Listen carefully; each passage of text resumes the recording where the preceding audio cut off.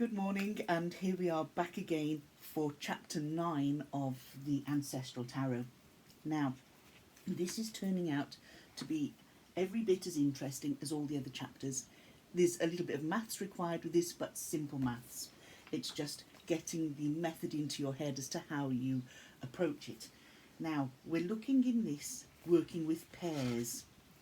Now, this is quite, like I say, in depth, and it's bringing to light and explaining an awful lot. How can I say that? How can cards explain things?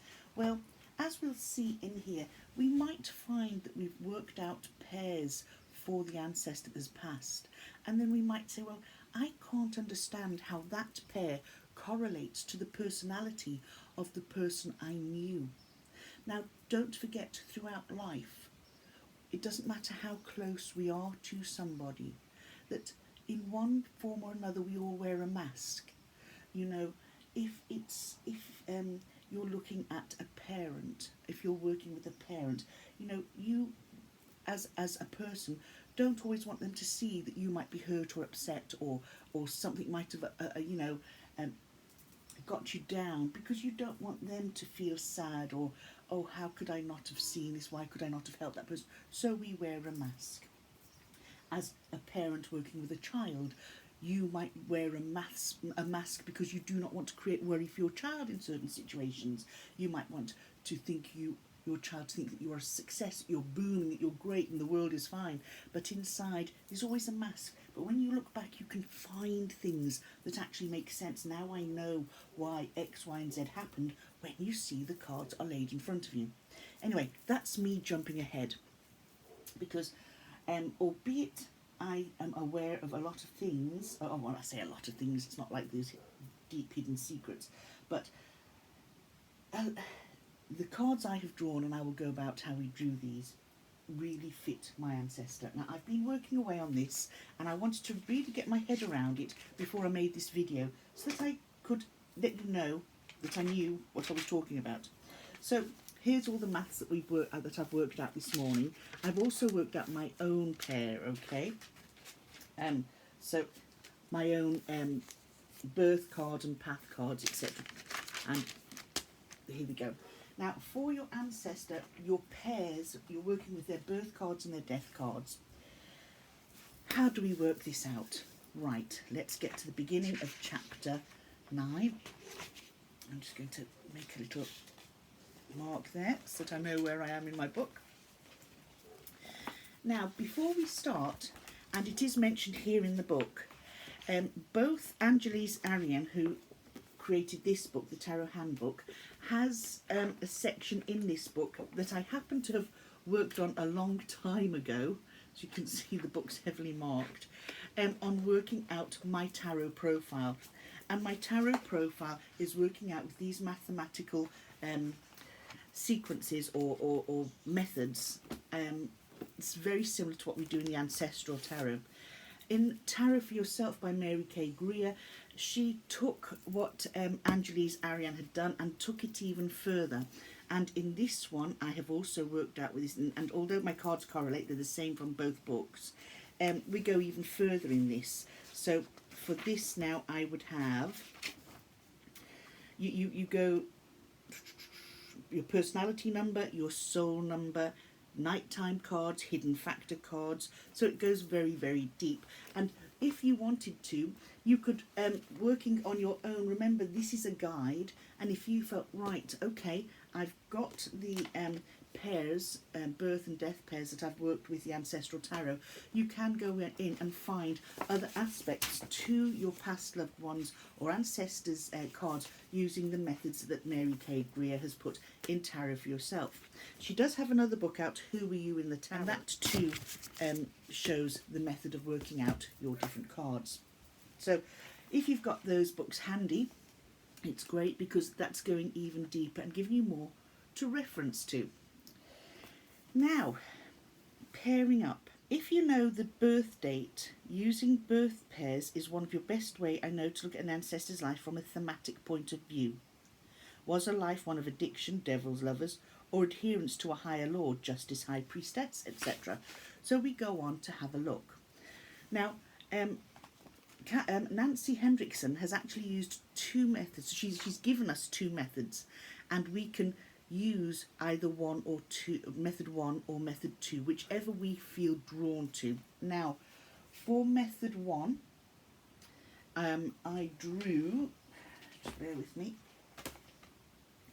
What I did, I had already worked out my ancestors using the Mary K. Greer, because I wanted the soul, the personality number and the soul number. And then I thought, hold on a second, how does this compare to what we're doing in the Ancestral Tarot? So I thought I'd try that. So I used method one, and whereas I had a personality card of the world and the soul card as the Empress, there was also the hidden factor of the Hanged Man. Okay, now that was in the Mary K. Greer. From the Ancestral Tarot, using method one, I got the Hanged Man and the Empress. However, using method two, I got the World card and the Empress. So I went for method two because method two gave me the World and the Empress, whereas the personality and the soul were the World and the Empress. The hidden factor was the Hanged Man. So because method number one gave me the Hanged Man, although I haven't included it in the spread, I've got the Hanged Man here, sort of sitting in, over this spread.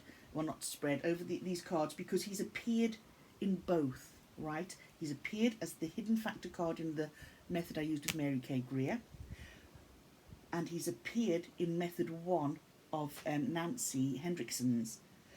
Method two fitted more with Mary K. Greer's, which is the one I'm used to, so I went with method two.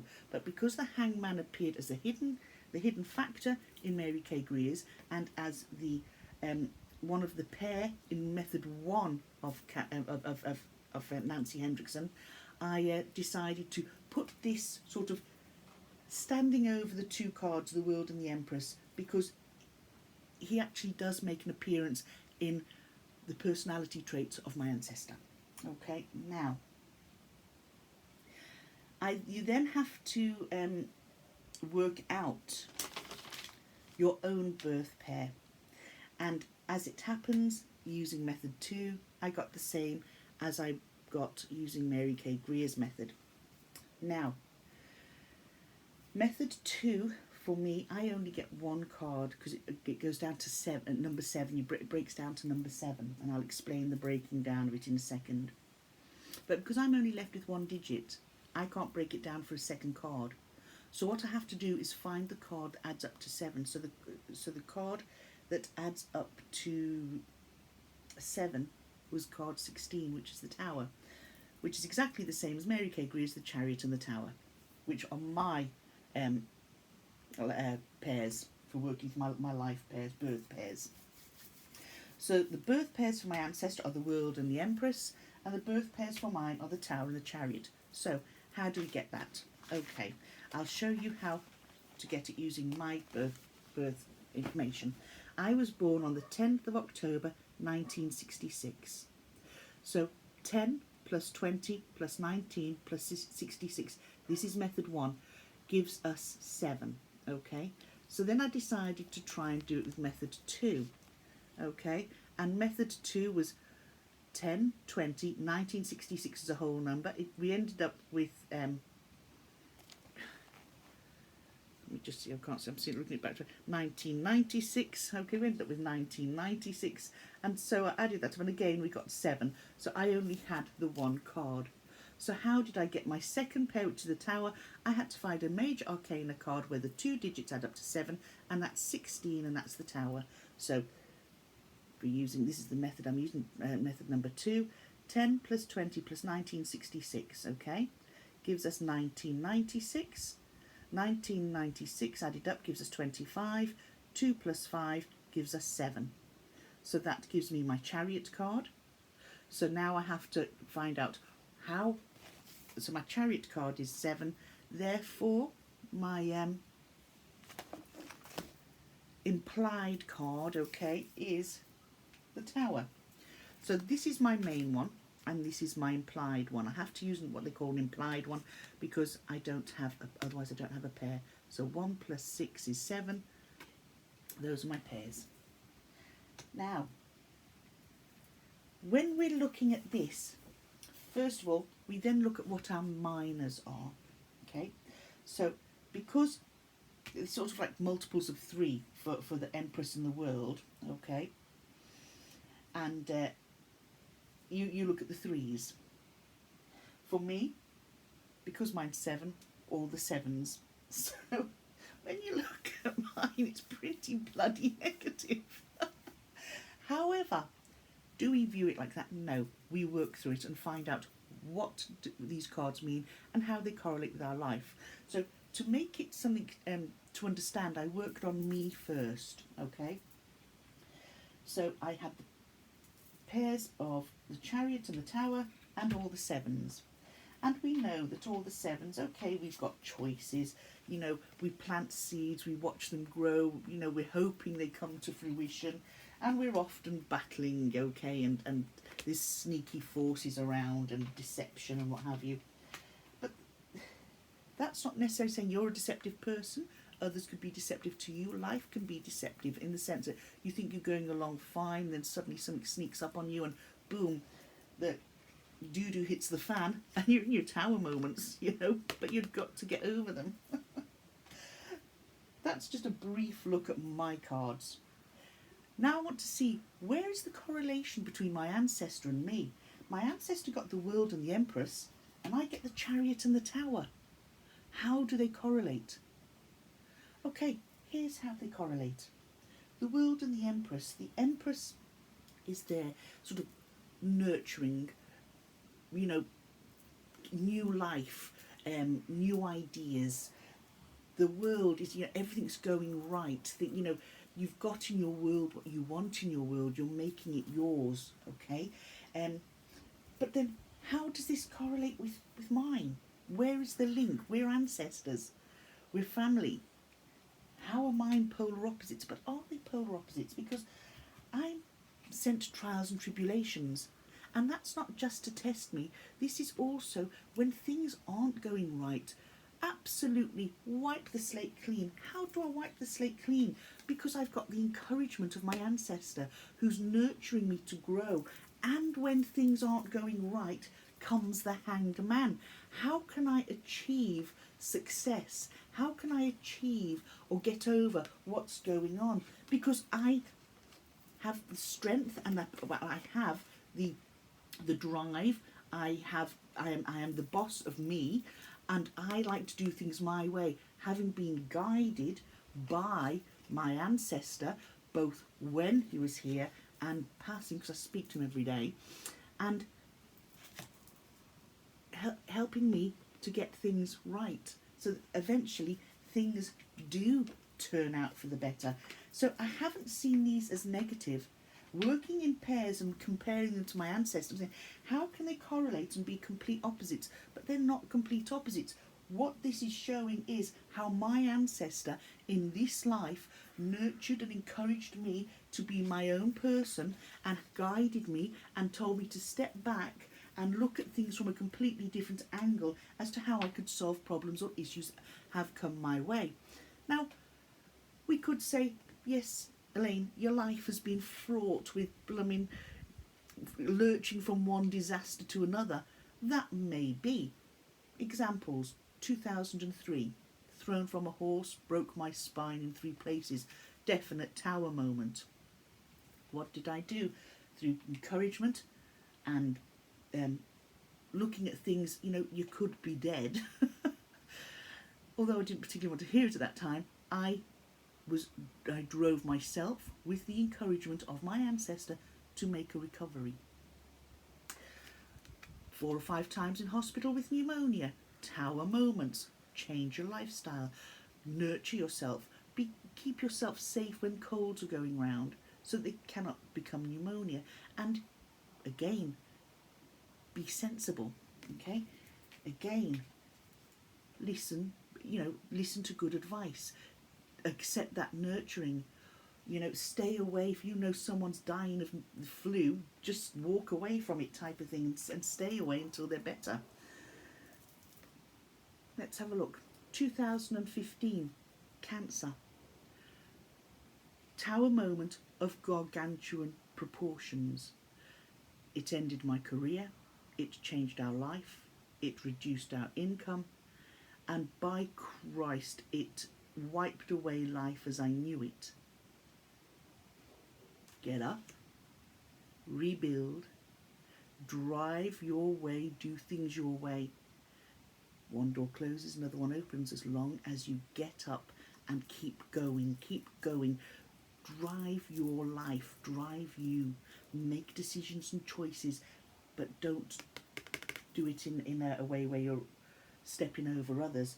Again, step back, look what's happened.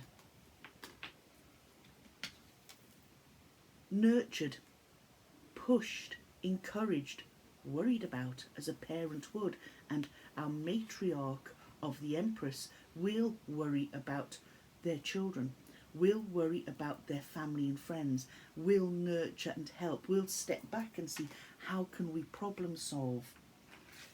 And now, being part of my world, our worlds together, helped me through the hardest of times and is part of my everyday life in this world and the next. Now, that's how I compared my birth pair to my ancestors' birth pair.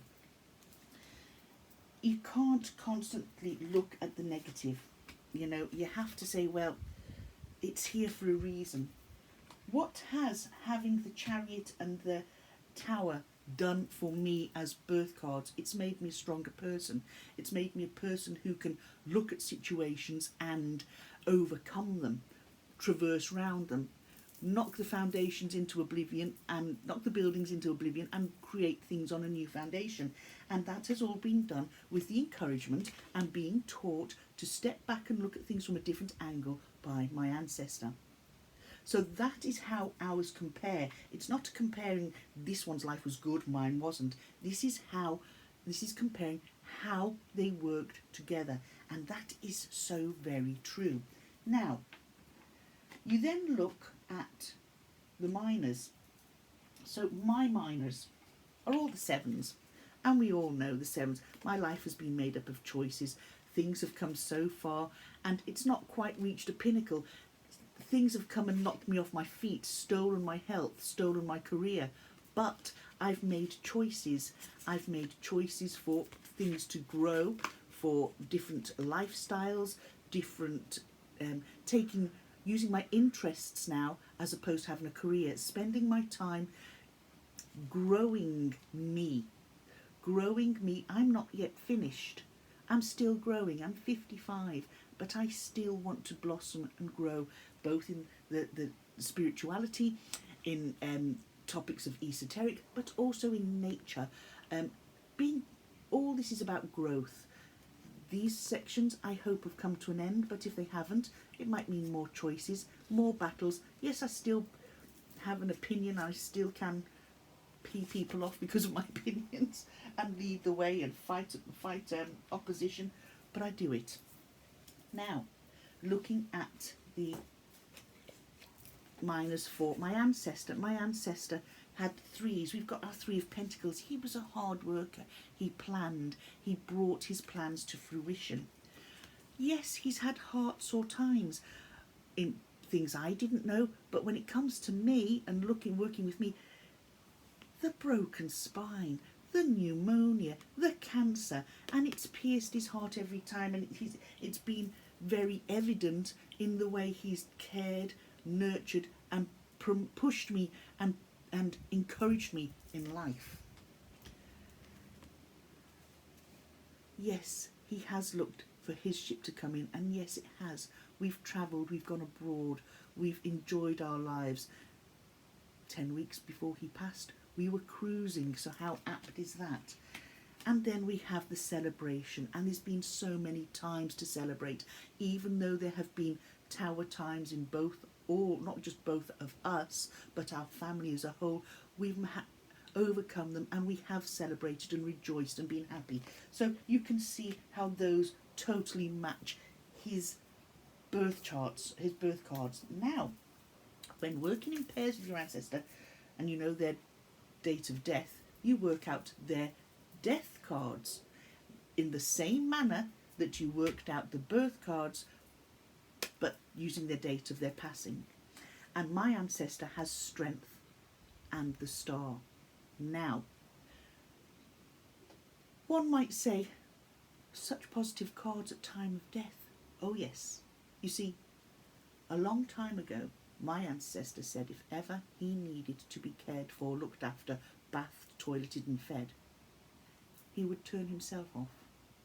And that takes an extraordinarily huge amount of strength to A, make that decision, and B, actually do it. Now, this was not euthanasia, do not get me wrong. That's not what I'm promoting or saying at all. 3 days after being told you have 3 to 6 months, knowing that a brain tumour was going to reduce him more or less to a vegetable, and in that time he would possibly forget who we were, he had the strength to say,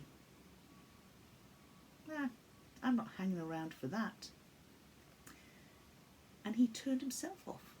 He just went to sleep very peacefully. He balanced in between two worlds, which is our star card, being able to see the day before he passed, which was only 3 days after the diagnosis, the official diagnosis. They're all here, it won't be long now, balancing between the two worlds. The strength to accept, the strength not to cry and perform and make us feel, make us feel frightened or worried for him. Stoic, strong, and an absolutely incredible person, just like he was in life. And these go so well with his birth cards. Everything was done with strength and dignity, and peacefully fell asleep with us all there, and transferred from this life to the next in a most dignified, brave, strong manner that filled all of us with strength and determination to be strong, always looking out for us all, and just remarkable. So how does all that tie in now? When we have calculated out our pairs, remember, calculating out your pairs, you have the birth date for working out the birth cards. If you end up with, say, a number higher than 21, and in this case, because we use the cards 1 to 21 of the Major Arcana, in this case Nancy has used 22 as she's included the Fool. Personally, I prefer to work on 21, but it's entirely down to you where you feel drawn to. So you add up the birth date, okay, so 20, 10, 66. That would have left me with 25. 2 plus 5 is 7. I'm only left with one digit at the end, so I can't reduce it anymore for my second pair. Therefore, the card that adds up to 7, which is the Tower, is my pair. If you were born on the, let's have a look, 3rd month, March the 12th, 1941. 3 plus 12 plus 1941 gives us 1956. Broken down, added up by adding up each digit, it gives us 21, which is the world. We then get our second card for the pair, which is adding the 2 and the 1, which is 3, which gives us the Empress. So we have the world and the Empress. So it's breaking down by continual adding, okay? And then we find out which of our pairs, well, because this was breaking down to 3 and the Empress was 3, there's 3 played a big part in it, so that denotes the minors, okay? Now,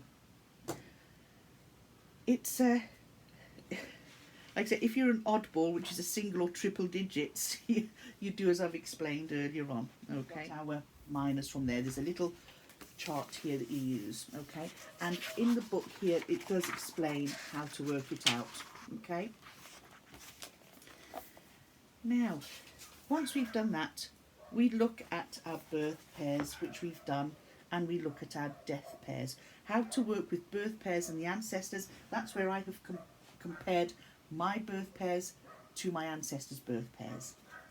What happens if you don't have a birth date? If you want to work with an ancestor that has passed, or obviously passed, if you want to work with an ancestor and you don't know the birth date, well, there's plenty of ways to find a birth date. You can find from birth certificates, marriage licenses, death certificates, land records, probate files, if you're in America, federal censuses, or the census, that we have that goes around here in the UK, church records, baptismal records, court documents, home records, any military or army records, newspaper obituaries, any published sources, tax records, or any sort of draft registrations, etc. You might find that you've got a death that says that, you might go to a graveyard and it might have the date of death on the graveyard, and sometimes not the date of birth on the headstone. So you can take the date of and it might have the age, died at 75 on such a date. So you take the date of death and you subtract the age, and that gives you the year of birth as well. Now, death pairs. Again, it's worked out the same way, using the date of death as opposed to the date of birth. It gives you sample pairs in here. I'm going to read some of this to you. If birth pairs show the path we walk in this life, do death pairs signify the path taken into the afterlife? For my ancestor, I would say without a doubt. Now,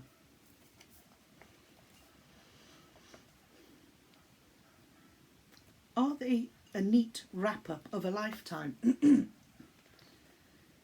This is the topic that has been on Nancy Hendrickson's mind for some time.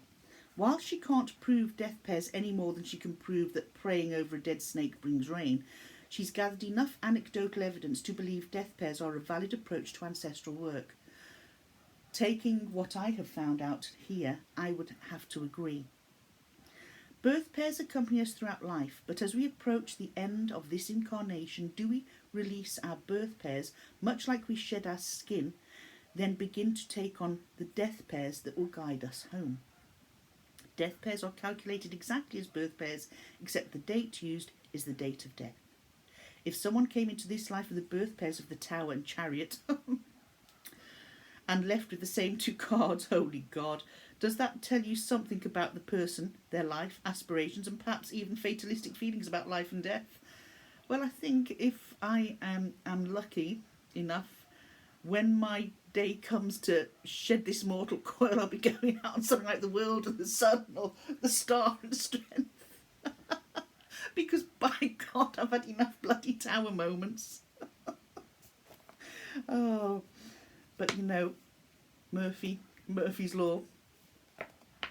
Right. So, now Nancy in her research wanted to know that people that she loved left this incarnation with a sense of completion, or at least peace.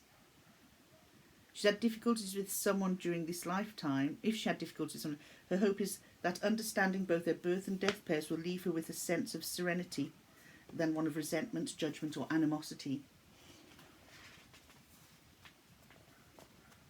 Now, this is very deep. Be prepared to have to think, particularly if you're picking to work with somebody who's more recently passed, a parent, a sibling, a relative, a friend. I have used somebody close for the purposes of making this video, but also because I thought, or I knew this person phenomenally well, and loved the person phenomenally too, the parent, you know. And doing these exercises does get you thinking and can stir up strong emotions, and be prepared for that. And I imagine when I start working, because I'm going to be redoing this for each of the ancestors on my line, that even distant relations that we didn't know, it could have the potential to make you feel something could relate to you, and you think, oh, I can understand now why I feel X, Y, and Z in such situations, because that was going on many years before, and that is something that's carried down through the DNA, and you'll be able to see that in pairs as you work along.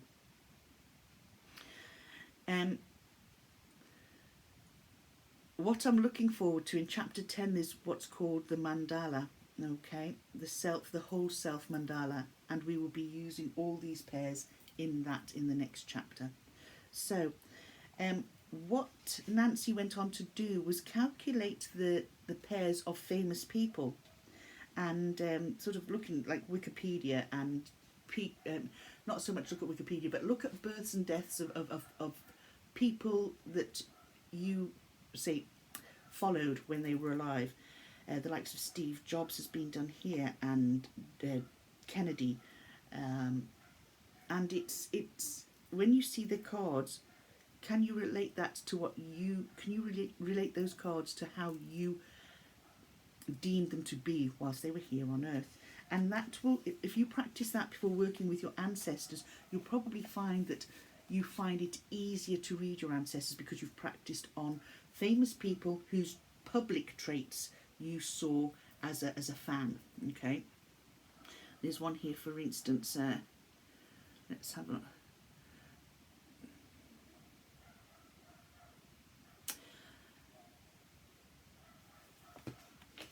I'm going to just look at Kennedy. Okay, so John F. Kennedy was born with the Tower and the Chariot, similar to mine, the same as mine. Now, keywords are upheaval and destruction, and will or control, and that's where I feel mine is will and control. Definitely control over situations that arise, strong-willed enough to get up and continue to drive forward regardless of the situations that we find ourselves in. Now, when he passed, his was also the Tower and the Chariot. So this is asking, there are numerous references to Kennedy's ill-fated childhood and near death in World War II. It's almost as if the Tower Chariot duo were pursuing him through life.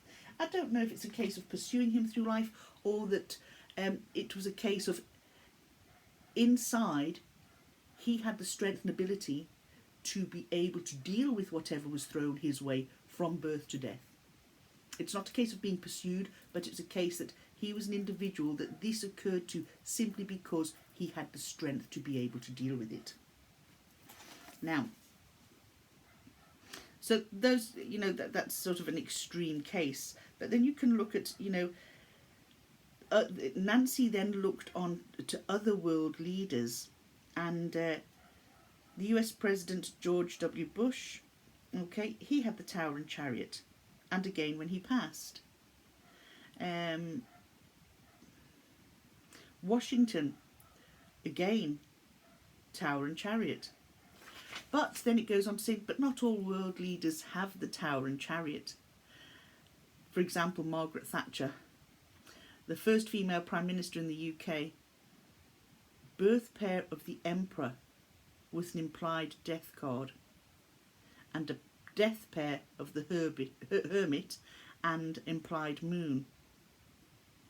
Now, on the secondary cause of her death was dementia, which is very much a Hermit and moon-like pair going in, just seeing things completely differently.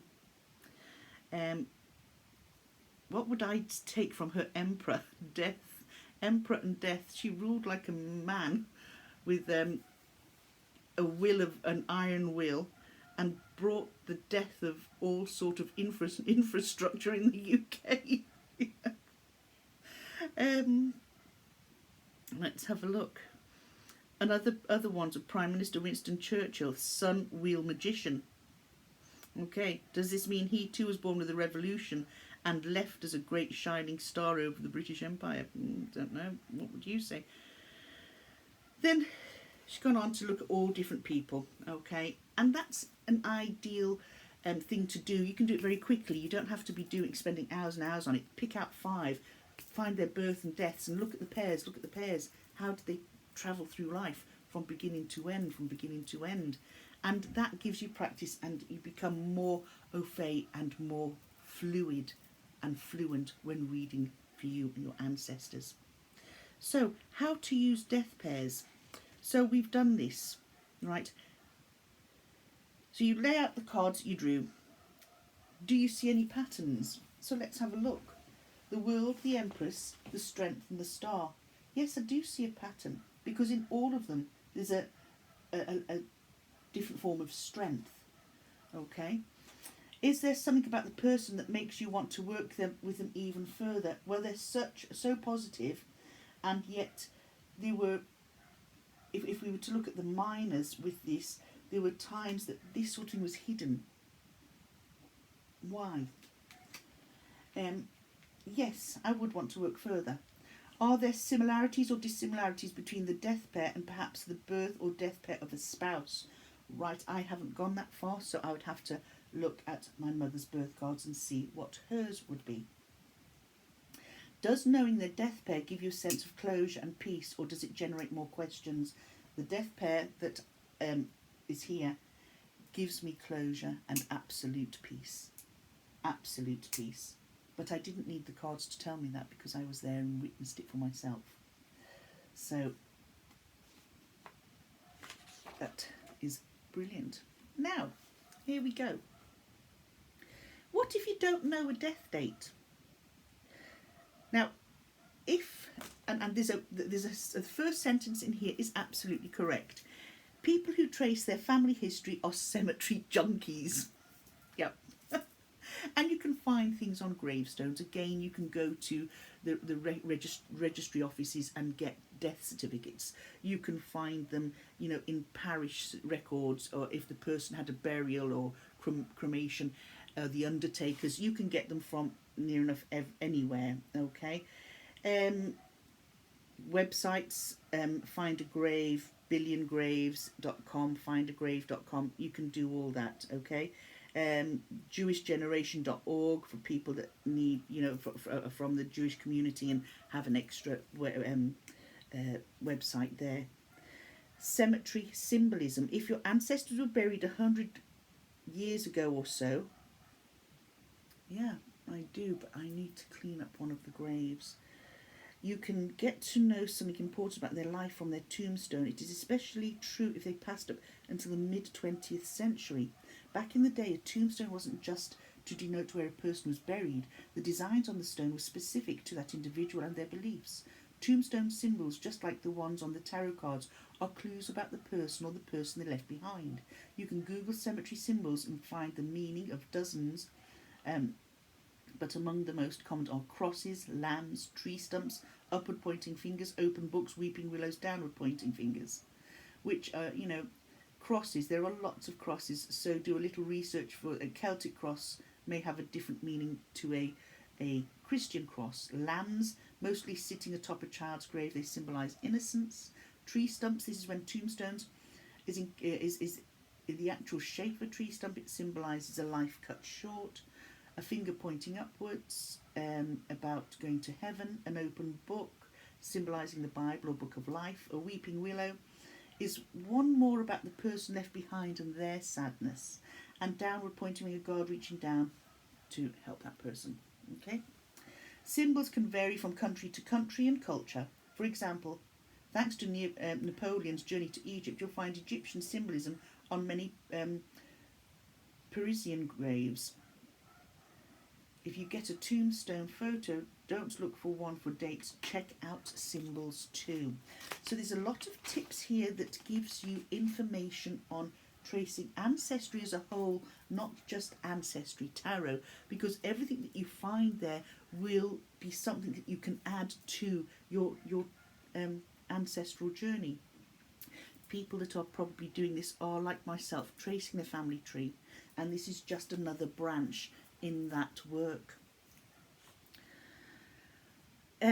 Event pairs. So let's have a look. What if a person experienced an event so tragic or so joyful that it skewed their birth pair down, not to a new path, but to an extended path?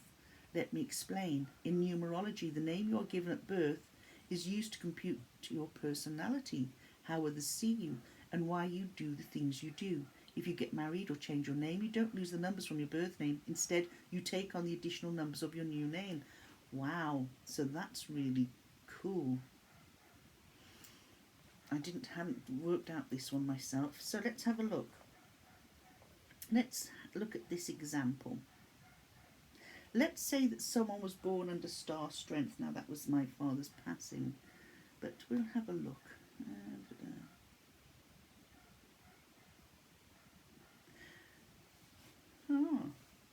I'm going to use a different one. I'll use the one for mine, Tower and Chariot. So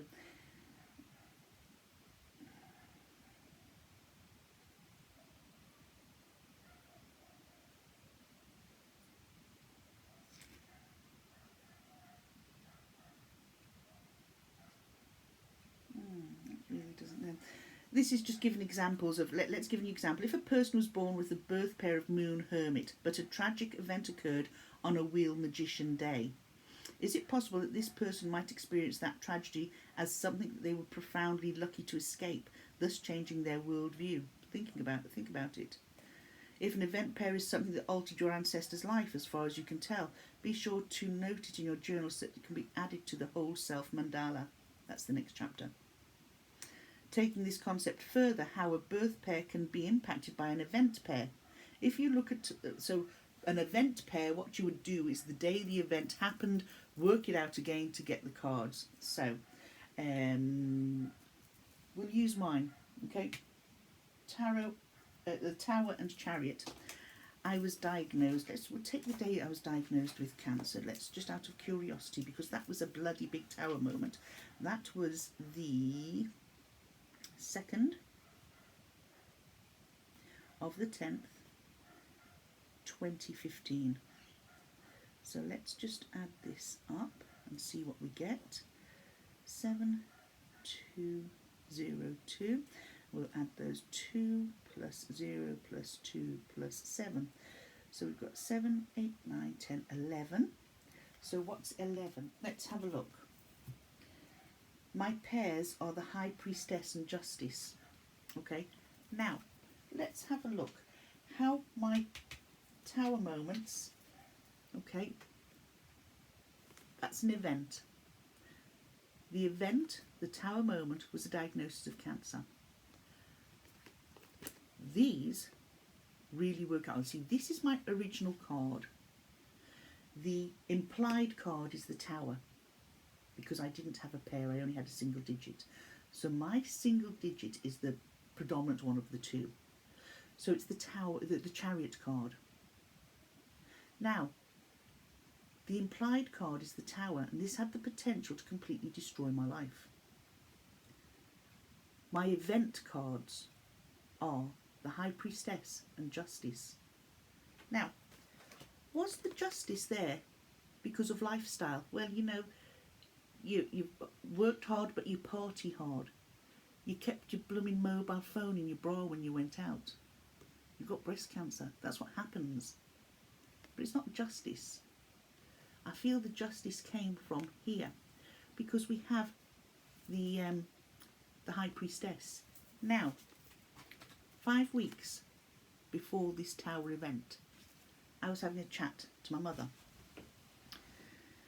I was preparing, it was the day before going back to school for a new year, a new term. And I said to her, I don't know why, but I don't think I'm going to see this year out in my career. My mum said, what? I don't know. I said, I don't think I won't be teaching after this year, but I don't even think I'm going to get to the end of the year. And this was in the last weekend of August, ready for a new term to start on the next, this is on the Saturday, start on the Monday. 5 weeks after making that prediction, I was had my tower moment. That tower moment had the potential to destroy me because it ended my career. But I drove it and did it my way. I listened to my gut instinct, and in doing so, I'm here now. So, do they correlate? Does an event change our birth cards? Or does it make us go a new route? No, I don't think it changes them or makes them go a new route. This is my take on it. I think what it does, it gives us an experience in which we get examples on how to deal with difficult times, and using my intuition, making sure that I listened to those that were in the know, and I did what I had to do, and I changed my lifestyle, and my own determination, strong will and drive, and my control over this led me to be where I am now. Do they correlate? An event date to your birth? Yes, I think they do. If you feel there's anything different there, please put comments down below. I'd appreciate your take on that. So, looking at this, peeps, just bear with me. I do think that it's not so much, I would go here, not so much down a new path, but an extended path. One that gives us a little bit more, it's what builds our strength. I think these extended paths are needed. We need, I'm not saying we all need cancer diagnosis, don't get me wrong, but we need things in life to help, that we have to deal with, that gives us the strength to overcome, to deal with things, to know what we can change and what we can't change, and to see the significance of our birth cards and see, well, yeah, that is in keeping with how my life is going. So, you're then given journal prompts. What was your own birth pair? Did you learn about yourself using birth pairs? Yeah. What answers did you calculate in birth pairs for what you did? Did you learn about them using the cards? Yes. If you calculated death pair, which ancestor was it for? Did it add to your understanding? Yes and yes. So that is the end of chapter 9. On that note, I'm going to leave you. I'm going to go back to the antique shop I went to the other day, and I'll have to show you what I got. And it so fits in with ancestry. I'll keep that for the next video. Take care, everyone. Enjoy whatever you're up to today, and I hope your day is as sunny and bright and beautiful as it is here. Have a good one. Bye now.